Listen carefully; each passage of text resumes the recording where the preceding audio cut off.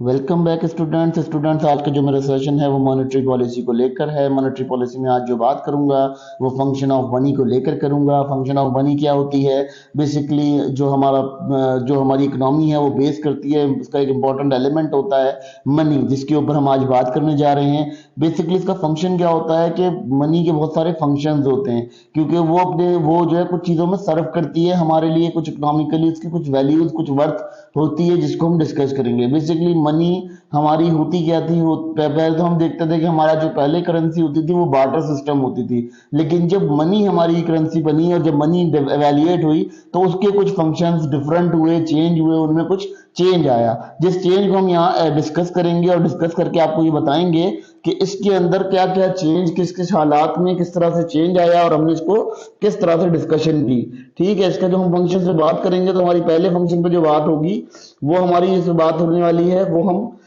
ये बताएंगे आपको कि इसकी क्या कंडीशन थी, ये कहाँ इस्तेमाल होती थी, इसकी क्या क्या इस्तेमाल होते थे, किस तरह से हम इसको इस्तेमाल कर पाते थे अपने ताल्लुकात में, और ये मनी जो है वो किस तरह से सर्व करती है हमारे लिए, क्या क्या इसकी सर्विंग होती है, आज हम इस सेशन में डिस्कस करेंगे। अब हम पहले इसका फंक्शन की बात करते हैं। ये कहता है जी इसका है मीडियम ऑफ एक्सचेंज। पहले जो हमारे थ्योरीज आई मनी के रिलेटेड, कुछ लोगों ने मनी को नुकसान की चीज कहा। उन्होंने कहा कि जी मनी जो है वो लोगों के लिए डिफ्रॉड होती है, प्रॉब्लम करती है, तो उसको जो है लोग जो है एक दूसरे को मारा मारी करते हैं, कत्लो गारत जो है वो दौलत से होती है। मगर बाद में जो इसके ऊपर साइंटिस्ट ने डेफिनेशन प्रोवाइड की, वो डेफिनेशन ये प्रोवाइड की कि ये सिर्फ मीडियम ऑफ एक्सचेंज है। अगर कोई इंसान किसी को मारता है तो वो इसलिए मारता है क्योंकि उसके जो मारने का सिलसिला है वो इसलिए है कि वो दौलत की लालच में मारता है, और ये लालच होती है, ये हिर्ज होती है जो आपको इस काम के लिए तैयार करती है। ठीक है, दूसरी बात वो करते हैं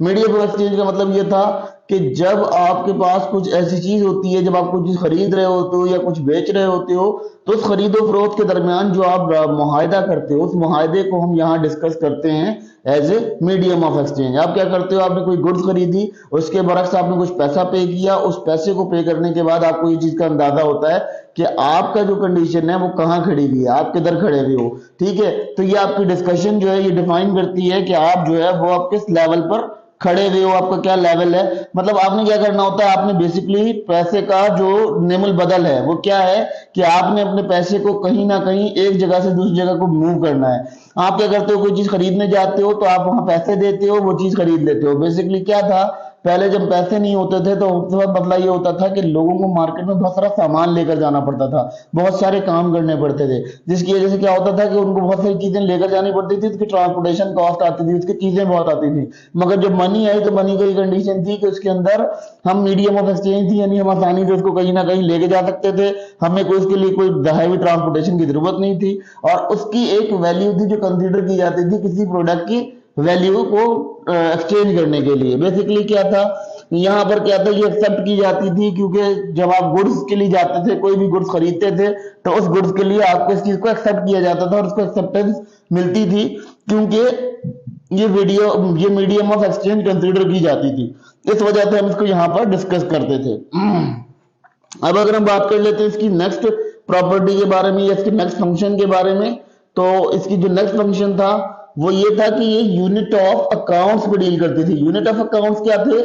यूनिट ऑफ अकाउंट्स ये कि आपने अगर किसी चीज किसी जगह पे देखो, अब पैसे, हम जो बार्टर सिस्टम था उसके अंदर हम किसी चीज की गिनती नहीं कर सकते थे, कोई गिनती नहीं थी हमारे पास, हम उसकी कोई गिनती नहीं कर सकते थे, हम उसको कोई समझ नहीं सकते थे। तो हमारे पास क्या प्रॉब्लम आता था कि हमें ये चीज कंफर्म नहीं हो पाती थी कि यार जो हमने प्रोडक्ट बनाई है या जो प्रोडक्ट हमने मार्केट को परचेज या सेल की है उसकी हमने क्या वैल्यू अखज की है। ठीक है, उस वैल्यू को अखज करने के लिए हमारे पास क्या था, हमारे पास इसकी अकाउंटेबिलिटी हो गई थी कि हम इसको गिन सकते थे और हम समझ सकते थे कि एक शख्स के पास इतनी दौलत है तो उसकी दूसरे शख्स के पास कितनी दौलत मौजूद होगी। ठीक है, उसके बाद हम अगर देख लेते हैं इसकी जो अकाउंटेबिलिटी का कंसेप्ट था वो ये था कि हम प्राइसेस किसी गुड की कर सकते थे, यानी किसी की प्राइस कंसीडर कर सकते थे। अगर हम देखें कोई मटेरियल खरीदते थे तो पहले बार्टर सिस्टम के अंदर हम उसका कोई प्राइस नहीं होती थी, उसमें ये होता था आपने अगर गाय के मालिक है तो आपको गाय देकर कोई और चीज खरीदनी पड़ेगी। अब गाय या तो उसको काट पीट के बेचा जाए, उसकी वैल्यू नहीं हो पाती थी प्रॉपर उस चीज के अकॉर्डिंग।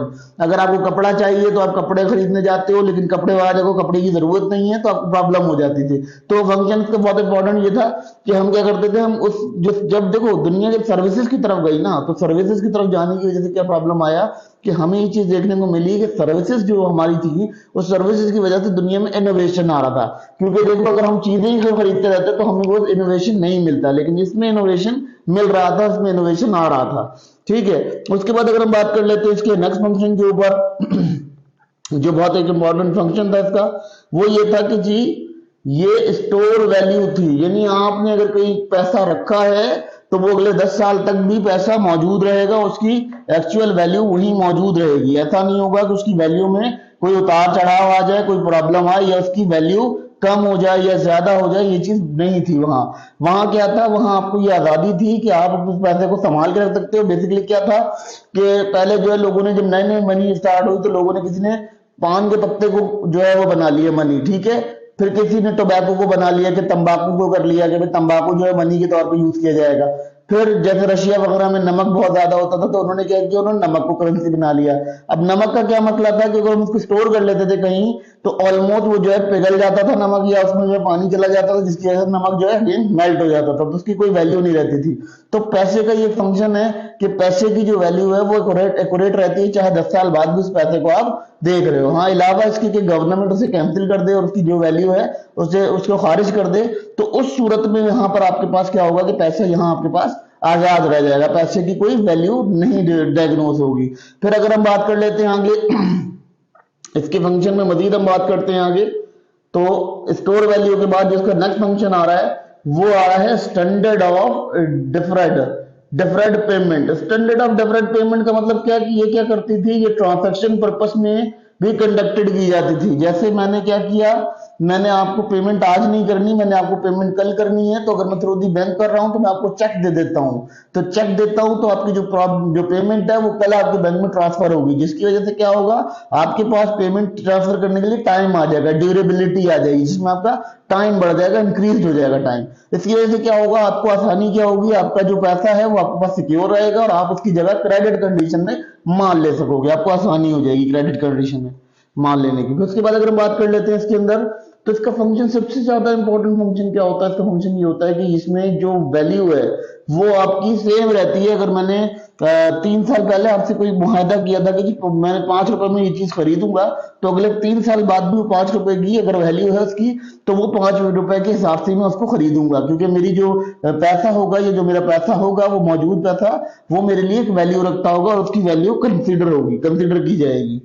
ठीक है, ये जो मॉडर्न फंक्शन था इसका, ये स्टैंडर्ड और डिफरेंडेबल था,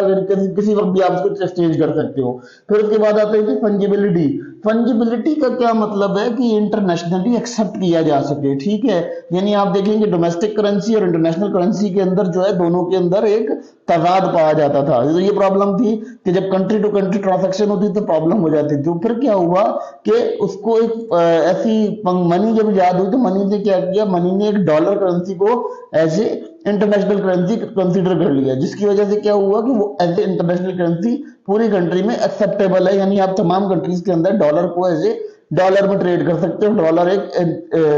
जिसे कहना चाहिए एक प्रॉपर वैल्यू रखती है, वर्थ रखती है, प्रॉपर वर्थ के अंदर है। तो फंजिबिलिटी क्या है, फंजिबिलिटी यानी मंगनी का वो फंक्शन है कि इसके अंदर जो है वो आप किसी से एक्सचेंज रेट कर सकते हो, अपना आपका एक्सचेंज रेट बैलेंस हो सकता है, आपकी गुड्स एंड सर्विसेज डायग्नोज हो सकती हैं कंट्री टू कंट्री, और आप उसको उसी मद में पे कर सकते हो जिस मद में आप उसे पे करना चाहते हो। तो जब अगर पे अच्छा होगा तो आप उस पे मद के अंदर जो है वो उसको कंसिडर करोगे और कंसिडर करके उसको दे सकोगे। तो ये फंजिबिलिटी होती है, मनी का बहुत इंपॉर्टेंट फंक्शन होता है। ठीक है, और ये इकोनॉमिक्स में इसलिए इंपॉर्टेंट होता है क्योंकि इंटरनेशनल इकोनॉमिक्स जब हम स्टडी करते हैं तो वहां हमें फंजिबिलिटी के बहुत सारे इश्यूज देखने को मिलते थे बार्टर सिस्टम के अंदर। वहां ये होता था कि बार्टर सिस्टम में जैसे ईस्टर्न कंट्रीज हैं उनके पास जो है वो टाइप नहीं होती थी, उनके पास ये चीज नहीं होती थी कि वो उसको आगे कर सके, कैरीड कर सके। ठीक है, फिर उसके बाद इसका नया अगर हम इसकी मजीद बात करते हैं तो ये हम जो तमाम चीजों को डिस्कस किया, इससे एक मनी के अंदर एक रुझान पैदा हुआ। वो रुझान क्या हुआ कि मनी बहुत ज्यादा वास्ट हुई, बहुत ज्यादा फैली। अब मनी ने क्या किया, मनी ने इसको फैल कर उसके बाद इस मनी से क्या किया, हमने उस मनी को मनी के थ्रू हमें ये कंडीशन क्लियर हुई कि हम इकोनॉमिकल वैल्यू किसी चीज की करने लगे, हमें टाइम मिलने लगा। ये तमाम फंक्शन इसीलिए मनी मनी के बड़े काबिल एहतराम है और उनको हम काबिल जिसे कहना चाहिए काबिल कबूल समझते हैं, यानी पैसों को इसीलिए काबिल कबूल समझते हैं क्योंकि ये तमाम फंक्शंस जो हैं वो मनी परफॉर्म करती है टाइम टू टाइम और ड्यूरेबिलिटी के साथ। ठीक है, तो ये इसकी बहुत इंपॉर्टेंट फंक्शन थे, इसके बहुत ज्यादा इंपॉर्टेंट थे और इसके अंदर जो भी चीजें डिस्कस की गई, ये जो भी आपको बताया गया, ये तमाम बातें आपके लिए बहुत मीनिंगफुल है क्योंकि आप जब इकोनॉमी को मजीद एलोबरेट करोगे तो ये चीज आपको मजीद बतानी पड़ेगी, डिफाइन भी करनी पड़ेगी, समझना भी पड़ेगा कि आप किस कंडीशन में किस पोजीशन में खड़े हुए हो, तो ये पोजीशन आपकी डिक्लेयर करेगी। बेसिकली ये फंक्शंस इसलिए बताए गए हैं क्योंकि आपका जब अब हम मॉनेटरी पॉलिसी को आगे एलोबरेट करेंगे तो जब हम थ्योरीज के ऊपर बात करेंगे मॉनेटरी पॉलिसी की, तो उन थ्योरीज के अंदर हम ये बात डिस्क्लोज करेंगे कि हमारा जो सिस्टम था